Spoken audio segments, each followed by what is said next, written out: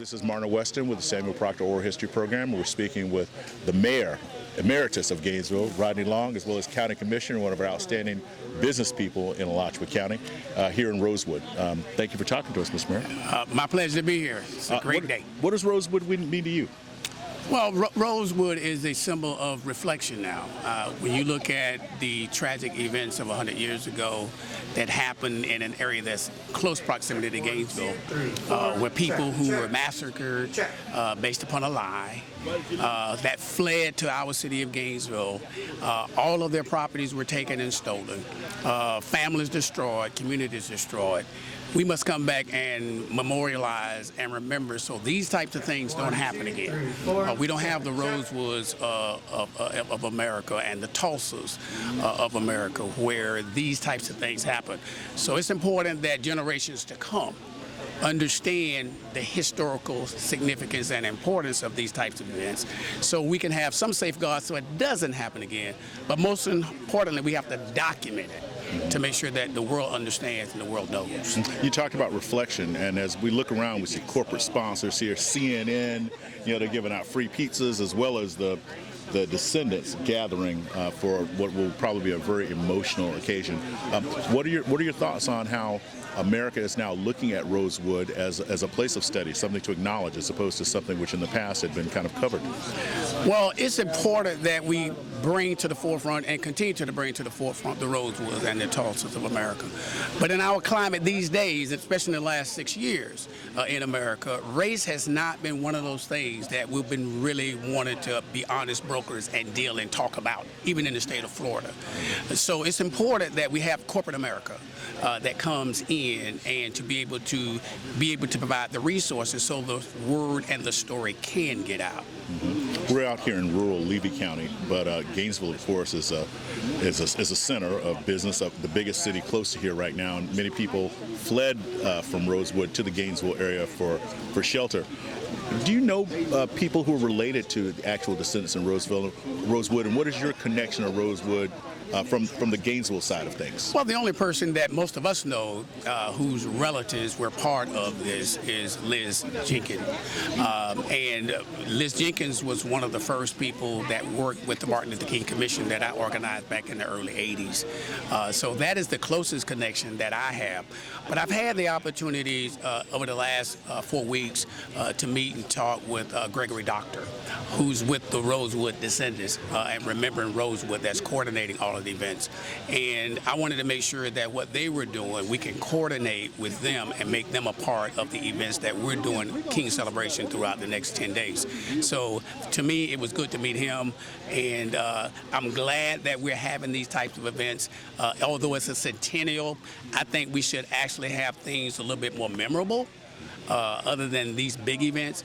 And I appreciate Rose doing that, and also the Rosewood Society as well. Can we talk a little bit about the Martin Luther King Jr. Commission of Florida, your stewardship and leadership of that, and the direct connection it has with activities like this? This is the time. This is it. What's going on, and what have you got doing? Well, the Martin Luther King Commission, every year we do about 10 events, and as a part of our King Celebration, and our events start today, January the 8th, with our Hall of Fame Gala, that we'll be recognizing 2 individuals today. Our Hall of Fame award winner is Shanae Jackson, and we'll be giving a scholarship to the Edna M. Hart Keep of the Dream Scholarship Award recipient. And we got events Tuesday, Remembering Martin and Coretta at Day Spring Baptist Church. We're having an interesting town hall symposium this year, and the question is, do you know the assignment Dr. King did? And we're going to have 3 generations of people on that panel. We're going to have Philip Ron Wright's generation, we're going to have John Alexander's generation, and we're going to have some young people. Part of that panel, one of our guest panelists is going to be former UF quarterback Anthony Richardson, who's going to be a part of that panel. And as I told you earlier, we got an event on Friday night in honor of Stephen P. Mickle, with the jazz concert downtown at Bo Diddley Plaza. We have a theatrical play that we're doing with Star Theater on Saturday night at the Star Center. And then on Monday, we got events starting at 11 o'clock downtown, the national holiday.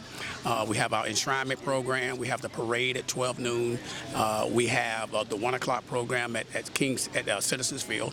We have free shuttle bus transportation provided by the city, so you can park your car at Citizens Field and march back over to Citizens Field. So we have a lot of events, and we're hoping people will come out and participate and celebrate celebrate and commemorate Dr. King. You've always been such a strong supporter of the community and particularly education. What role do you see for the youth, whether it's K through 12 or early college, in an activity like this, and what type of suggestions will you give them about being involved when activities like this roll around? Well, we do several events that's targeted to the youth. We do the Town Hall Symposium this year, which has a youth panel. We also are going to be giving away a scholarship to a young high school senior. As a matter of fact, this year we're giving out $10,000 to the recipient this year. And we do the cultural play. And we also involve in our programming a lot of the young dance groups and those types of groups to participate in what we do. So we're always trying to make sure that we can include the youth in our events. Okay, well, thank you for your time. Is there anything that you'd like to add in closing of the interview? Any observation or perception, something we haven't talked about? And when you finish that'll conclude the interview. I think you've covered it all, Doc. I appreciate talking with you. Thank you. Rodney Long, right. Former mayor of Gainesville, always a citizen of the area. We appreciate him so much. Hi, this is Ronan Hart and Samuel Proctor Oral History Program on January 8th at the Rosewood Centennial here in Levy County. I'm talking to Mayor Marlowe. Mayor Marlowe, could you just start with your name, where you're coming from, and maybe what brings you here? Jordan Marlowe. I serve as the mayor in the city of Newberry. I teach African American history at Newberry High School. I'm here today because this is the centennial commemoration of the Rosewood Massacre in 1923. So there are a lot of events that are going to take place over the course of the year, and the different groups that are trying to preserve and keep this history, trying to support each other, learn from each other, and then turn around and teach what we learned to the next generation. How did you first learn about Rosewood?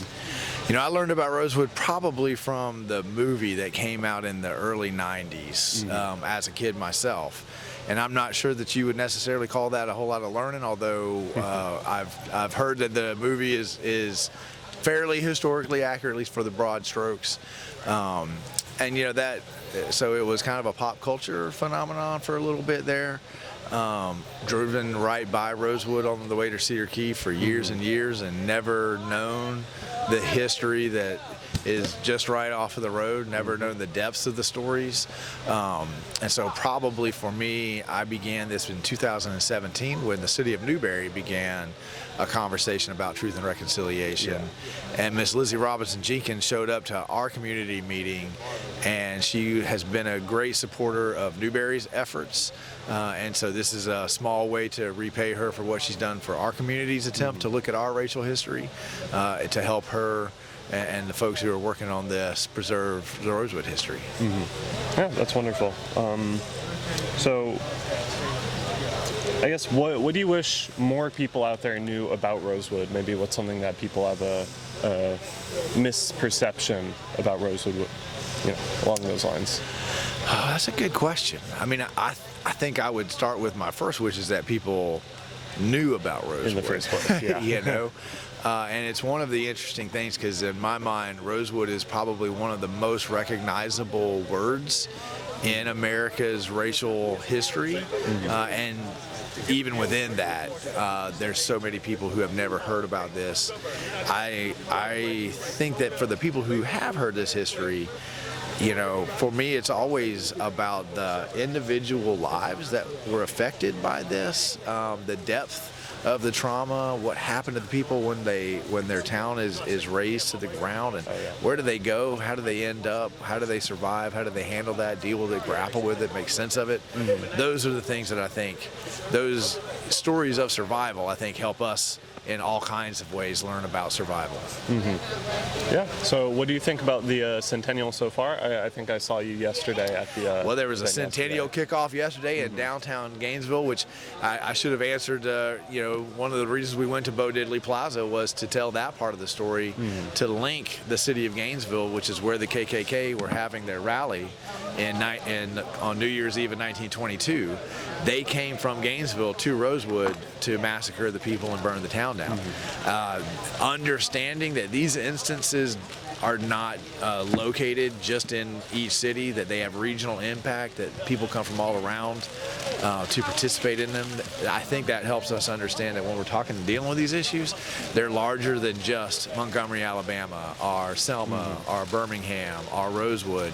They really have regional impact, and it really changes the face of the area that they happen in. Absolutely. That's all my questions. All Is there right. anything else you want to say on the No, subject? Right thank here? y'all for doing this. We Okay. appreciate you. Y'all Thank been you so great. much. Yeah.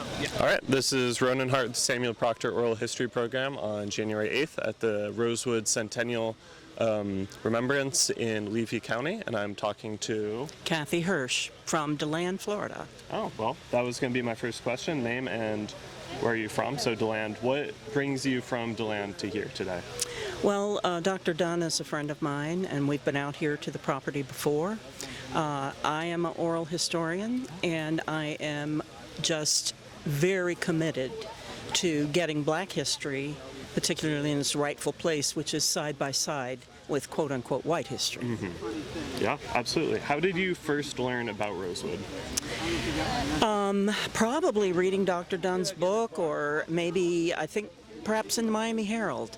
Not that long ago, because the story hasn't been out, for many, many years. It's kind of kept quiet.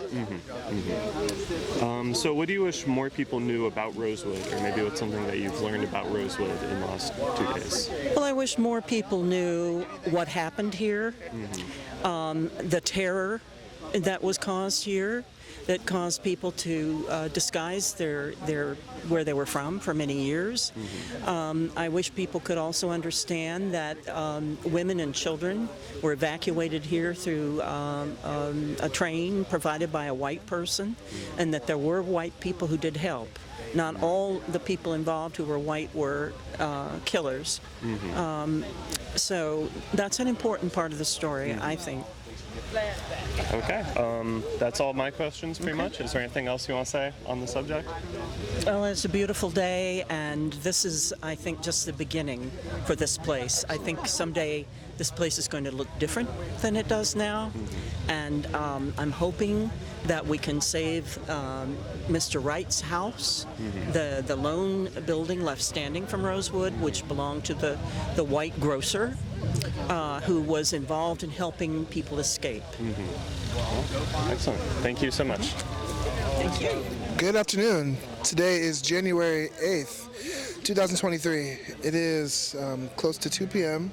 My name is Donovan Carter, and I'm here with Miss Merle Malcolm. It's Merlene, but everybody calls me Merle Malcolm from Miami, Florida. Great. From Miami, Florida, you say. Okay, I hear an accent on you. Where's that? Family's Jamaican. We're Jamaican. Okay, very Jamaican cool. born, Miami raised. Very cool. Very, very cool. Yeah.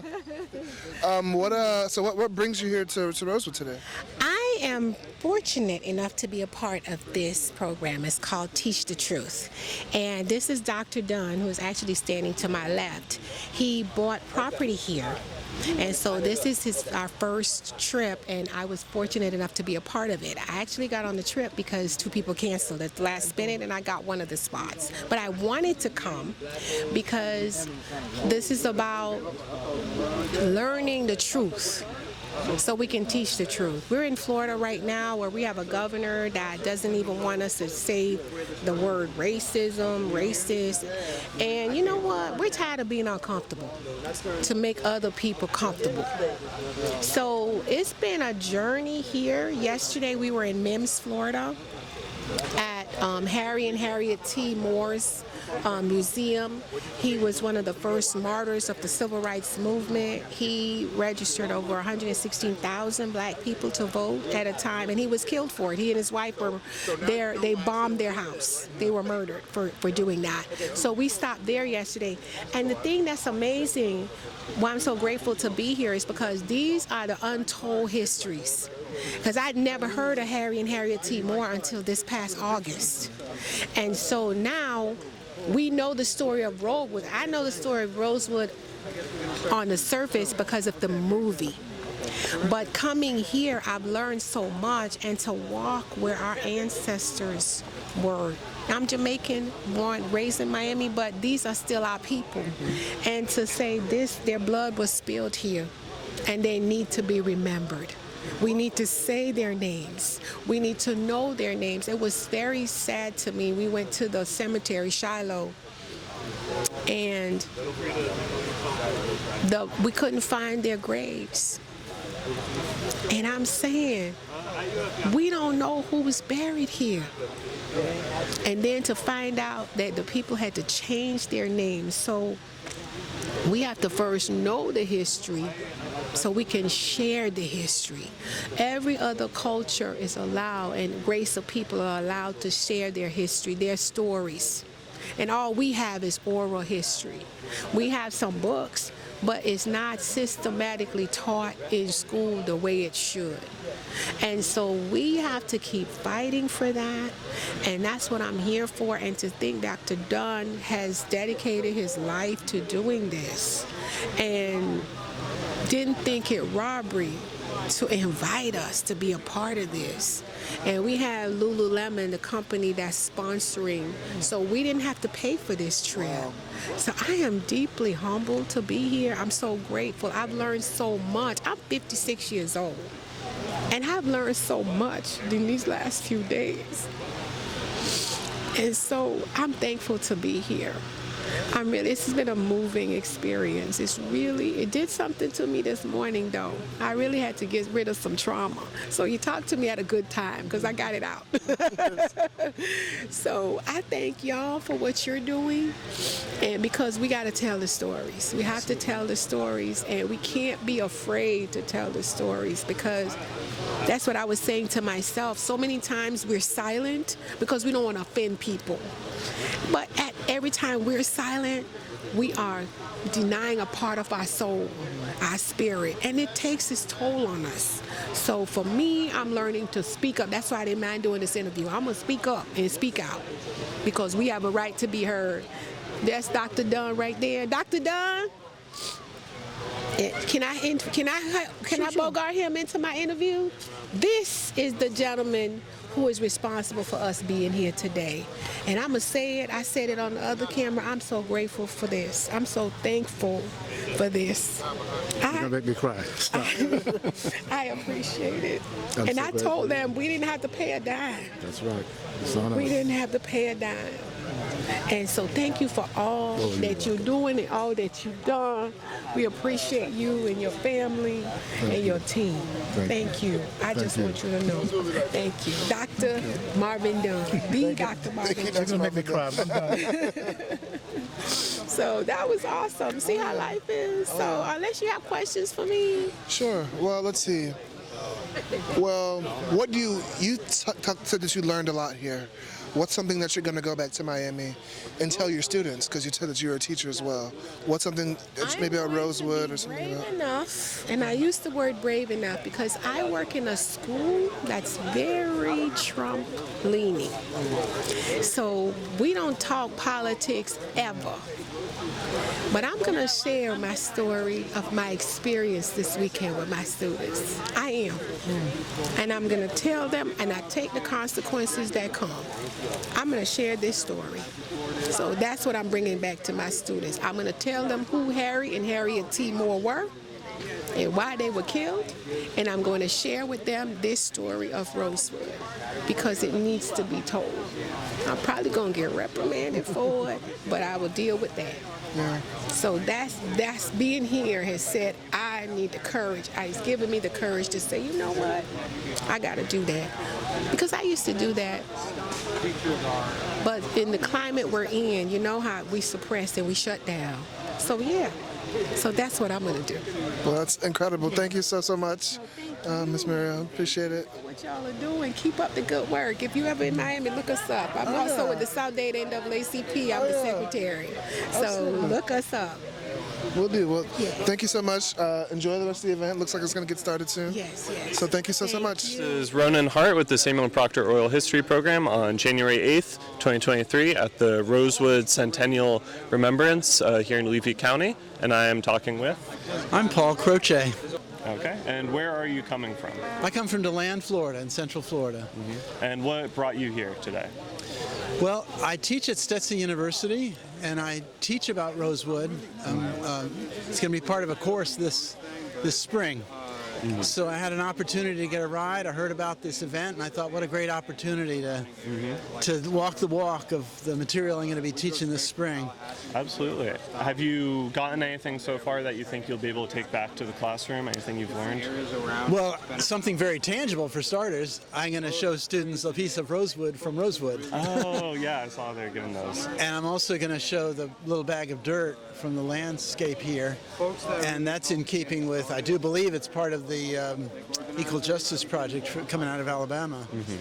And we had an event like that in Volusia County. We call it as part of Volusia Remembers. And so we sent a bag of dirt from our town to the Lynching Museum in Alabama. So I'm glad that you guys here are doing that too. So I brought a bag to show my students as well.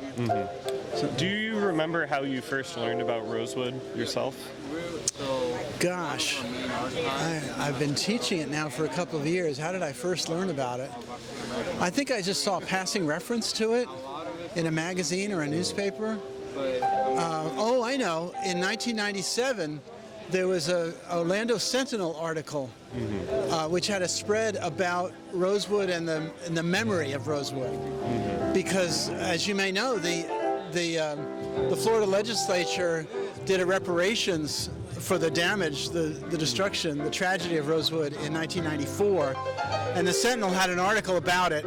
So I read about that, and I shared it with my students, and then I read the Dorso book, Michael Dorso, like Judgment Day, and so I've been communicating that with students and assigning those readings to the students, and just giving a chance to have them learn about it. And it's funny, almost every student in this segment of the course, when they first start hearing about it, they go, I had no idea. So it's like lifting scales from the eyes. It's really important to be learning about a whole range of history. Is there any one thing that you wish more people knew about Rosewood, or maybe a misconception that a lot of people have? Well, the movie, as you may know, the movie was made in '98, I think. And that's kind of a Hollywood exaggeration. Yeah. And I think of the movie as it has a made-up character, the character named Man. And that character, I think of as the movie makers going, let's put Malcolm X back in 1923. And so I think the best misconception would be to say, it's great to learn about Malcolm X, but he wasn't around yet. Wasn't there. And it's great to learn about Rosewood, but we don't need to make it Hollywood to make it exciting. Yeah. And it's got drama, it's got tragedy, it's got excitement in itself. And then we can watch the movie, but realize that it's dressing things up a little bit. But there's enough drama in the actual history to make that itself an important story. That's all my questions. Is there anything else that you'd like to add? Well, I'll just say it's important to, even with tragedies, I think it's important to listen to both sides. So it doesn't mean you have to agree with them. But for example, in this case, the whites did the lynching. That's terrible. The whites were brutal and callous. But it doesn't mean that all whites were or all whites are. So I think it's important, as with this event, to realize that there are people of both races that can work together. And the goal, I think, is to use our differences as much as possible as resources rather than just as fighting words. And that's my hope, that from tragedy we can pluck from the thorns of tragedy a rose of ways to live with each other better. Yeah. That's my hope. That's wonderful. Thank you so much. Sure. Okay. Glad to do it. This is Marna Weston with the Samuel Proctor Oral History Program at the University of Florida at the Remembering Rosewood Centennial that's taking place in Levy County on the land that Rosewood, the city, was actually there. I'm here to speak with the leader of our local NAACP in Gainesville, Evelyn Foxx. Thank you for taking a moment, Evelyn, to talk to us. Well, thank you for speaking with me, Dr. Myrna.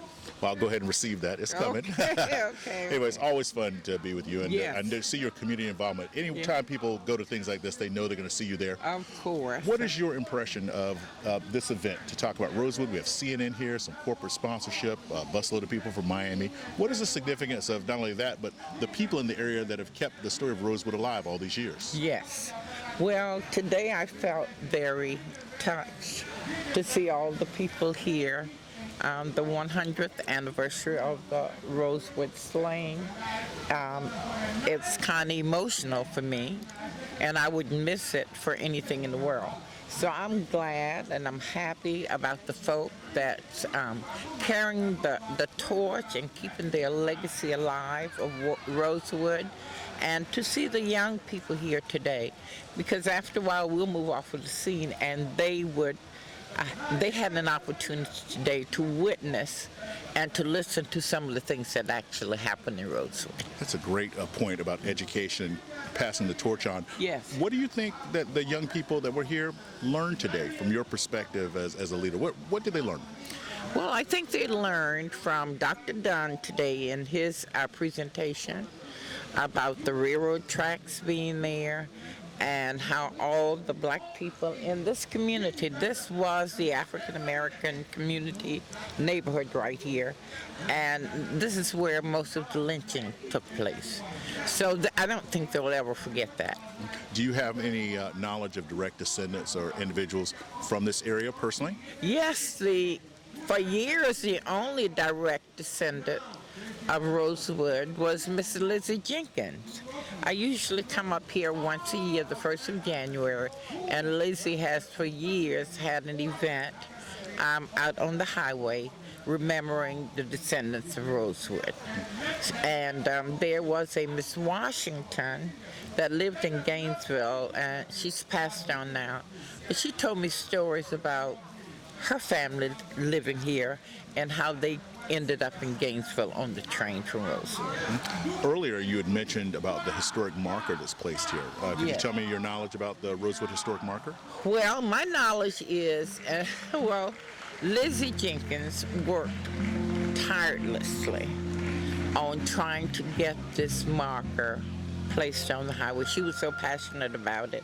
I think Ted Yoho who was our congressman at that time. She worked with everybody she could possibly help her, and she did it with just a small group of people.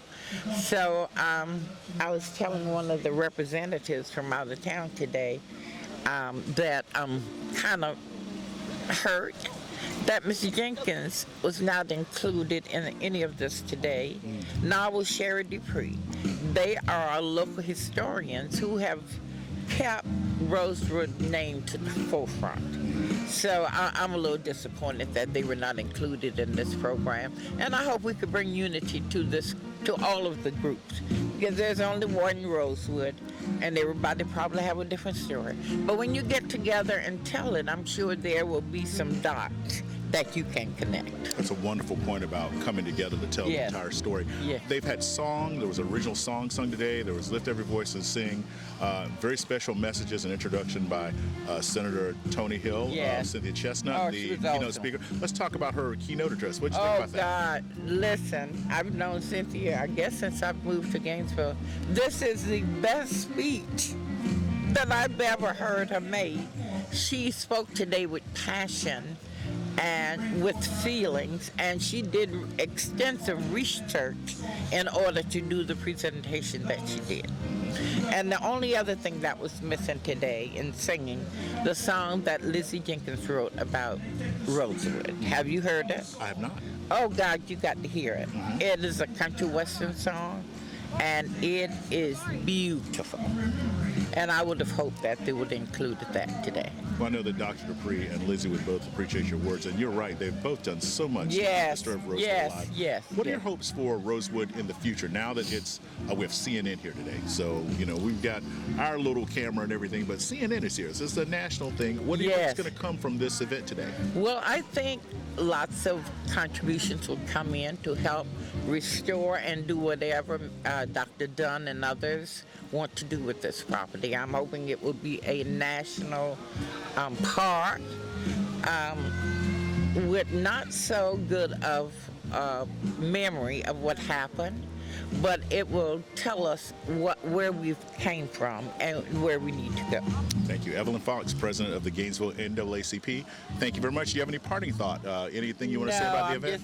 It was wonderful.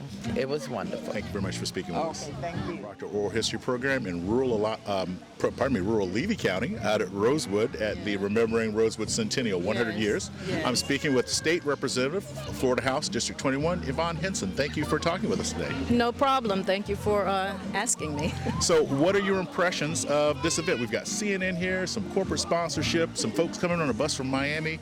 What are your thoughts about how the Rosewood story is being told today? Well, I appreciate the fact that we're telling our own story.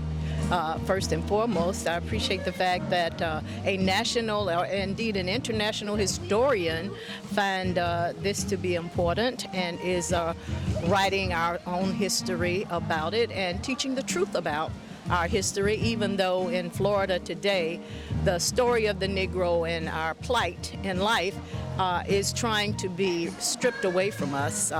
He is actually trying to keep it alive for us and for our generations. When you say who, could you be specific? Marvin Dunn, Dr. Marvin Dunn. Yes, an international historian that I have met years and years ago from Miami during my time that I lived in Miami. I'm so pleased to know that he indeed has interests all over the state, probably all over the world, but I'm glad to know he found interest in this little part of Levy and Alachua County. As a representative in the Florida House, representing folks in North Florida, what are your thoughts when you hear Rosewood and how that's going to be spread after an event like this? So, well, you know, at this particular moment, we have our flags at half-mast to celebrate, not celebrate, but to memorialize the 100th anniversary of Rosewood. It took some doing. Many of our leaders in the Democratic caucus continued to petition the governor to lower the flags, and it is my understanding that today those flags have been lowered. Mm-hmm. Well, that's wonderful news to hear. Absolutely. Do you have any personal knowledge or relations with those who are descendants of Rosewood who are being acknowledged here today, their families' sacrifice and what happened during the massacre? So I don't have personal knowledge of my descendants' participation in it. I do have cousins that are descendants, direct descendants of Rosewood, and participated in the reparations, as well as they participate in the family reunions annually. 3 of my cousins who were here today came at great sacrifice to be here, as did most of us. This is a story that needs to be continued, uplifted, empowered, and told so that it never, never, never happens again. I'm sorry to go for the 3rd time with noting you being a representative of the Florida legislature, but I've thought about that legislation that was passed. What are your thoughts about that, what it took to make something like that happen, especially when we consider how things seem to be much, much less unified about certain issues today? Is that something we could accomplish today? Well, not so long ago, we were able to accomplish a similar feat for the massacre in Ocoee, Florida. They recently celebrated, I keep saying celebrate, it's not a celebration, it's a memorial, their 100th anniversary. So yeah, it is quite possible we will continue to do this, because even though it makes our current legislators feel uncomfortable, I think that discomfort is part of the guilt and part of the knowledge that they need to do some restorations and repair. If we're able to go on that type of a route, what do you think your role would be in it? Well, depending on which way we will go, I believe, according to Brian Stevenson, some of the mass incarceration that we have today is the new day lynchings, and we would probably need to find a way to do reparations for people who were wrongly accused and wrongly arrested and wrongly spent their time in prison. Thank you very much, Representative Hinson. Would you have any closing comment about this acknowledgement? It, in some ways, a celebration, but as you said, at the same time, it's an acknowledgement of a past wrong. Mm-hmm. Just as an individual and citizen, any closing thoughts? Well, again, man's inhumanity to man needs to be taught. Compassion needs to be taught. just the gnawing of the heart that tells you you're wrong in doing certain things to another human being has to be taught or left alone. I think it exists. I think it's a part of the natural core of man. All it needs to be is enhanced and affirmed, as opposed to made to feel something unusual, critical, or negative. We need to find a larger, a whole new way of creating the human compassion. Thank you very much, Representative Yvonne Hinson, District 21, Florida House, and for the Samuel Proctor Oral History Program, signing off from the Remembering Rosewood Centennial 100 Years. Thank you. Thank you. This is Marna Weston with the Samuel Proctor Oral History Program at the Remembering Rosewood Centennial in Levy County, and I'm speaking to Mr. Joseph Cumberbatch, who is a former resident of the state of New Jersey, but now lives and is a resident of Florida. Thank you, Mr. Cumberbatch, for taking a moment to speak with us. Sure, no problem. Thank you very much for having me. So you're here, Rosewood. How did you get here today? What was your interest to come to this event? Well, last year we came to a ceremony they had over in Archer. So this year we rode down on our motorcycles. So for the centennial, because like I told you before, I've never been here in Rosewood. I never heard of Rosewood until I saw the movie. Because coming from up north, we don't hear about things that happen here in Florida and different places further down south. So it's a new experience for me and my wife to see. Okay, wonderful. You mentioned the organization, the Buffalo Soldiers. Could you just tell me a little bit about that? I see you with your vest and patches, and I also see the, kind of the model. I saw a movie about the Buffalo Soldiers once. It seems to be clear. So, what is that organization? All right, the Buffalo Soldiers is a National Association of Buffalo Soldiers motorcycle clubs. We were established in 1993. We started. That's the modern day Buffalo Soldiers. 1993. That was started by Ken Dreammaker Thomas. He was our founder out of Chicago. He was a police officer. He decided he wanted to form an organization to bring light about the Buffalo Soldier, of our exploits and what we did. Because the Buffalo Soldiers of the past, we were also, beside being forest rangers, escorting the settlers to the Midwest, running the telegraphs, doing mail, everything else. We also did other types of projects, but nobody knew about it. As for Rosewood, nobody knows about the history. So now his goal was try to get it out to everybody. Currently, we have, I'm trying to remember exactly how many chapters we have. We have a lot of chapters. We also have in Germany and also in Korea. And the main goal of the modern day Buffalo Soldiers is to bring light of the past, help our community, and uplift our young individuals. Because the youth of these days are having such problems dealing with life and expectations. So our goal is to try to help them as we go along. That's the main goal, the modern day Buffalo Soldiers. Well, obviously you're setting an example by being here today to be able to share that information with young people and others. How have you been impressed by today's event, talking about Rosewood? You said your first information came from seeing the movie. Yes. So now that you've heard the keynote speakers and seen the program, what are your thoughts about today? It was very enlightening. Like I said, this is something that should be put out there more, because I've never heard of this Rosewood, technically never even seen the place. But it's very interesting, I would say. Do you think that these types of programs are things that would be educationally beneficial if they were in the schools? We have a law in Florida, for example, that talks about having Rosewood education being taught in the schools. How does that sound to you? It would be good, very good to have it in the schools to be taught, but currently I don't think that's going to happen. Why is that?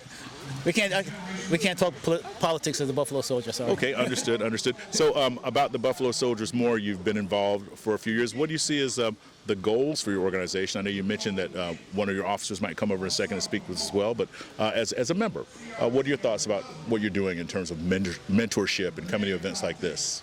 Well, one of our, like I said, our goals is to uplift our community, bring light to what's going on in the community, also to help the youth, to form the youth to make them much better citizens, more productive, you can say.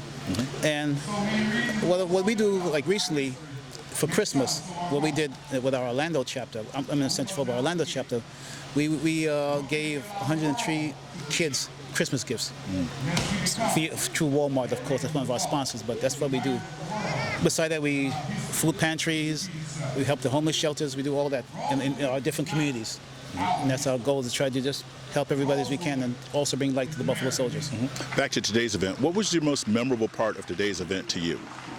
But my most memorable part was when I see the young choir singing.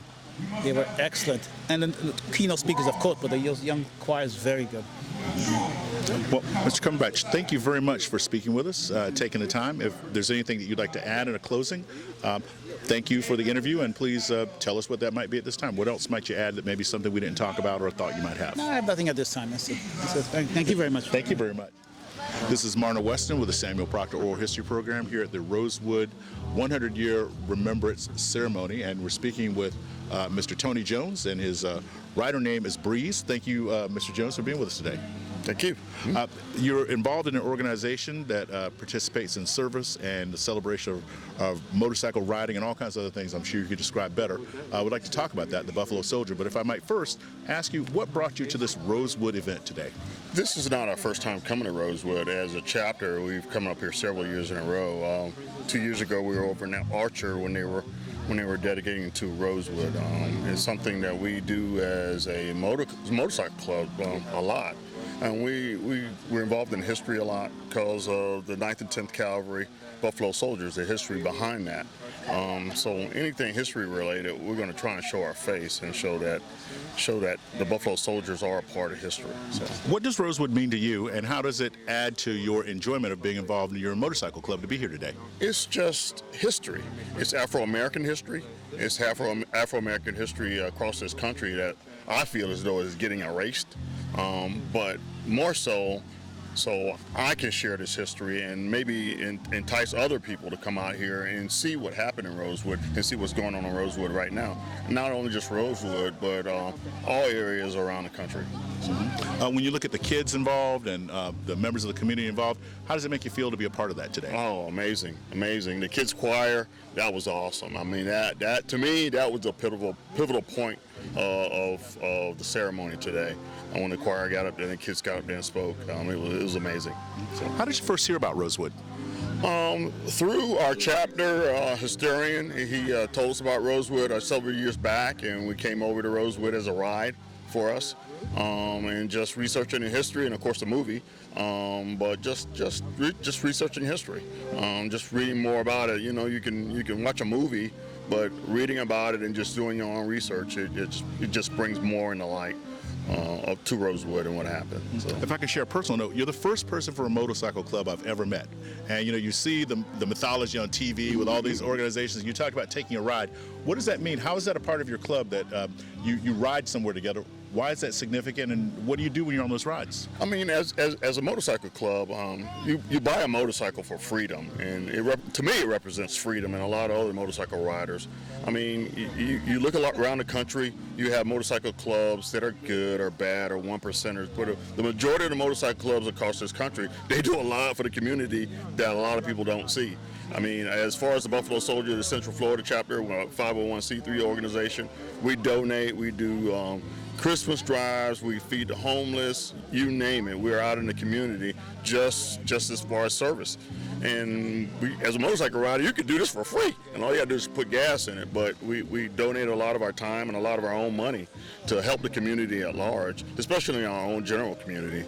To me, it's a wonderful thing. It just encompasses riding something, a motorcycle, something you love to do, and then sharing with the community as well. So the ride is a central part of the philanthropy and the service. Give us an example of a ride you did recently. It could even be today. How did you start with it? How does it culminate in doing service and coming out and being a part of what's taking place? Well, what we typically do, we try and figure out a ride throughout the course of the year. You have chapters across Florida that have special events, or they're either going to doing something in the community and we'll join in. We just had our Christmas drive. We just did Wreaths Across America at the National Cemetery in Titusville, in Mims. That was a wonderful event. We had soldiers show up for that. You name it, man. We're involved in everything. The toy run. We in our local community at the Cocoa West, we fed the elderly for Thanksgiving. That was an awesome event where we donated a lion's share of food that serviced those elderly people in the community. And the list can go on and on. It's just so much that we do. Not just the Buffalo Soldiers, but motorcycle riders in general. So combining historical events like that Christmas 1951 bombing in Mims and recognizing Rosewood, or a part of the philosophy of your organization? Yeah, the philosophy of the organization, remembering the 9th and 10th Cavalry Buffalo Soldiers, not just remembering that, but remembering our heritage and remember our legacy. There's a lot of people that came in and fought for this and died, and we got to remember it, and we got to remember it, and we got to bring it to the light. Even though we want to whitewash a lot of stuff, you can't whitewash history. It's certain sections of it, but history is history, and it's a part of who we are. And if we forget history, we forget the mistakes that we made during that to cause that history. But if we bring it to the light and say, hey, this has happened before, we need not do it again. And it's just a heart-song thing for me. Outside of the movie about Buffalo Soldiers I saw and the song by Bob Marley, I don't have a lot of specific information, although I do know that black soldiers were involved in the Spanish-American War and in the Philippines. Do you have any specific knowledge that you could share with that or their efforts in the American West that attracted you to being involved in this in the first place? Just here recently, probably a couple of months ago, they did over in Lakeland, Florida at the Veterans Park. We just unveiled a statue for the Buffalo Soldiers. As you stated earlier, they fought in the Spanish-American War. More so, Buffalo Soldiers, they were the guardians of people heading out west. I mean, and the Buffalo Soldiers, actually, the Indians gave us our name. They gave us our name because of our hair, of course, but our tenacity, our strong will, and we fought hard, and we garnered a lot of respect from the Plains Indians and the Indians across, because we were those guardians that guarded settlers going out west to grow the country. That element of respect. I'd like to ask you a question which maybe takes in a different direction, but you talked about respect, and you talked about the Buffalo Soldiers guarding settlers that went to the west. The history of African American settlers was not one of great regard or a lot of friendship, generally, from what we see on movies and what we read in some of the history books. Why do you think it was that if the Buffalo Soldiers fought so well and did so much, that America is not recognized, and even at that time, they were not really welcome in some places as America went to the west? You figure, you look at history, a lot of Afro-American history has been put in the shadow, I want to say, or not even recognized, but it happened, and that's why I'm here. That's why we ride together, and that's why we want people to realize that we did that. You look at the Tuskegee Airmen. I mean, they fought in World War II. I mean, they guarded bombers going over to during World War II. And the bombers requested them specifically. Yes, they requested the Tuskegee Airmen specifically for that tenacity. And if you go back and you look history about that organization, they thought Afro-American men couldn't fly a plane. And they really, really didn't. Anything. Hey, man, you're sublime to just sweeping up floors or cooking or whatever. Flying an airplane? No.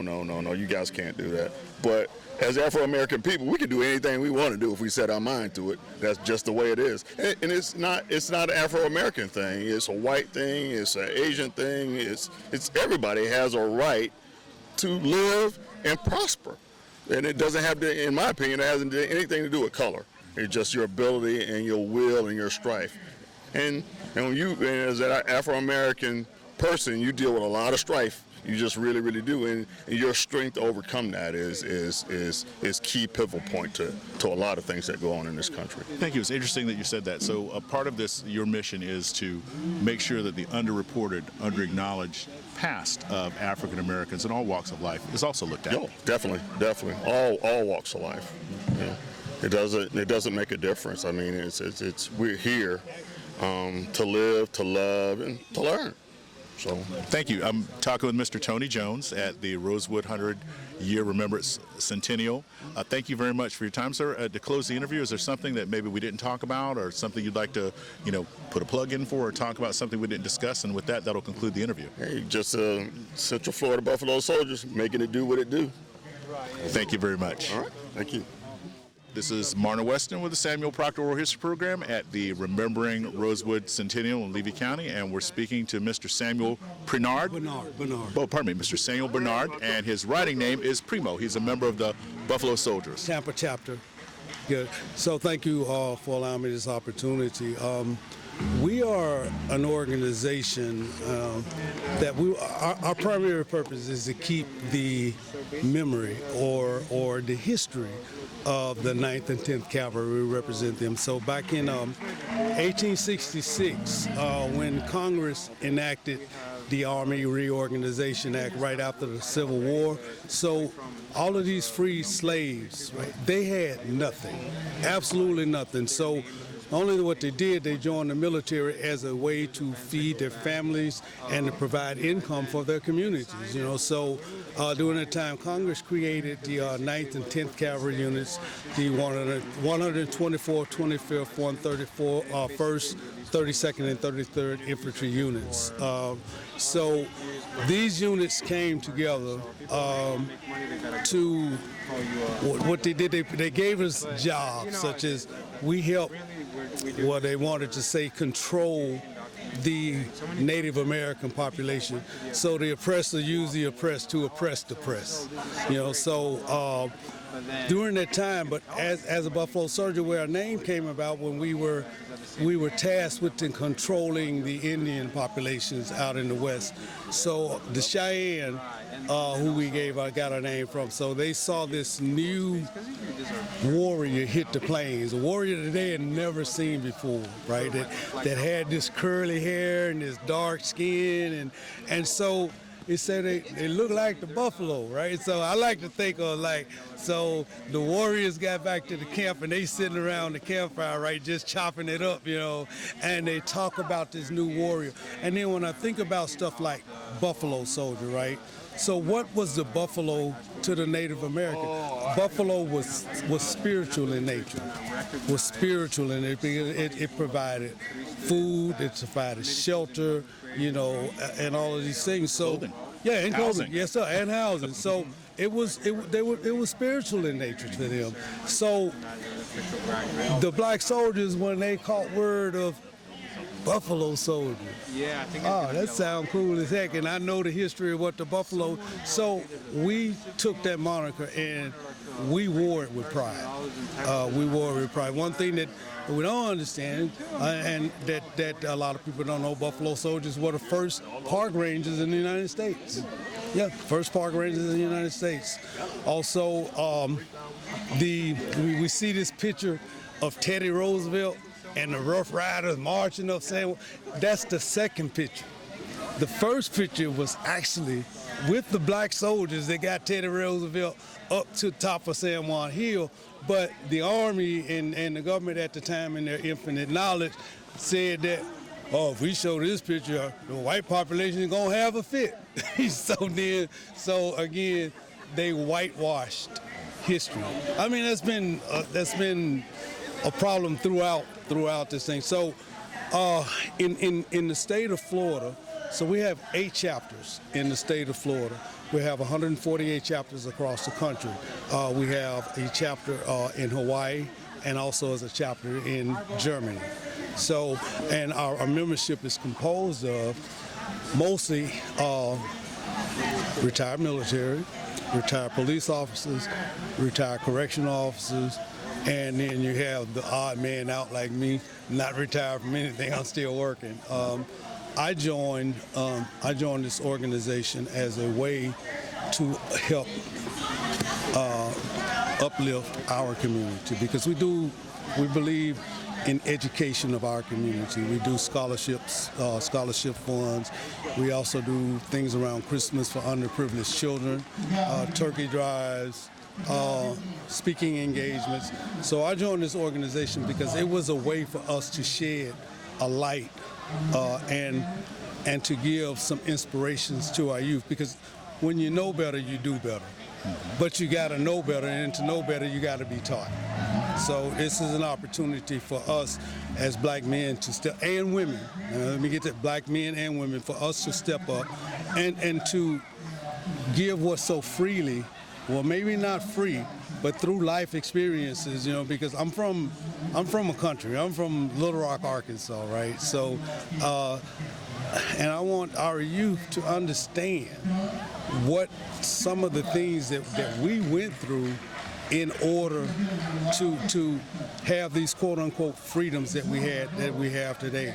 And this event is something that it's in the movies, right? But Hollywood didn't put its spin on it, you know, and that's why it is so for me and our shop. It was so important for us to be here, so that we can not only educate but to learn, you know, because it's so much history out here for us to learn, and this is an opportunity for us to take back to our communities and share this with the youth, you know. So that's our main focus. Well, you obviously have so much joy and enthusiasm for it. I find myself just transfixed listening to what you were saying. How could you tell us not only this event, but also going to things like Harriet T. and Henrietta Moore in MEMS with that Christmas bombing in 1951? How do you take the events that you go to, an event like this, and come back and work with youth or work in the community and make it meaningful as a symbol for your organization to put your own kind of stamp on it and why you do it? What's that process for you? Okay, so the process is we don't try to take any of this away from anybody else, but we try to go out and we'll share. One of the process, my thing, I'm a vivid reader. I love to read, and so when we go back and we can talk about actual facts, you know, not just conjecture or what they say we should be. So my process becomes one of coming in, and I'll study before I go in. I'll have a topic of what they want me to speak on, and I study, and I try to talk with actual people, you know, that have experience. A lot of things can be gained from books, but it's not the same as when you're sitting down and having a conversation. For instance, when I was in Arkansas last year, there's a place called Elaine, Arkansas, that there was a massacre there, but we celebrate Black Wall Street, but you know, we forget about Elaine. And one of the descendants from Elaine, he says in 1923 we were educators, we were landowners, we were business owners, and in 3 days we were broke. So I make it a point, for me, I make it a point to try to get out to see and to hear and to talk, you know, and I love the opportunity to sit down with just one-on-ones, you know. I wish I would have had the opportunity, or I wish I would have had the knowledge to sit down with my grandmother before she passed away, to let her pass along some history. And so that's my primary objective today is, you know, I've got grandkids coming up. So for instance, my daughter, when she was in middle school, she told me one day, "Dad, I can make straight A's if I want to." And she said, and I said, "Well, why don't you?" "Well, I don't want my friends to think I'm acting white." I said, "Well, what do you call acting black?" You know, and that's one of the things, you know. Look, we are a proud people. You know, we have a rich history. So rich, but it's being whitewashed. It's being swept under the rug, like, oh, well, you guys are just here. You know, all right, so the gates of heaven opened up and just dropped us down. And my opinion, we are one of the most spiritual people on the face of this earth. That's just my opinion. So it is my mission in life. If I can touch one youth, one of them little kids right there, right, and break the cycle. Because there's that school to pipeline cycle, right? That school to prison cycle. But when you know better, you do better, but we got to teach them how to do better. Thank you very much, sir. Yes, sir. Appreciate your impact. It was an honor. It was an honor for us as well. Okay.